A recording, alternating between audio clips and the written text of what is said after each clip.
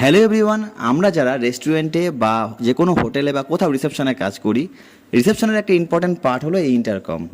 মানে গেস্ট যখন হোটেল রুমে কোনো খাবারের অর্ডার করার প্রয়োজন হয় অথবা গেস্টের কোনো অসুবিধার জন্য গেস্ট কল করে, তখন আমরা রিসেপশন থেকে কীভাবে কলটা রিসিভ করবো সেটাই তোমাদের আজকে দেখাচ্ছি।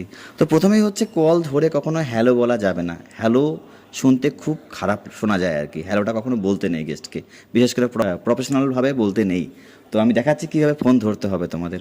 প্রথমে ইন্টারকমে ফোন আসলো, দুবার রিং হওয়ার সাথে সাথে তোমাকে ফোনটা রিসিভ করতে হবে। আর রিসিভ করে প্রথমে উইশ করতে হবে।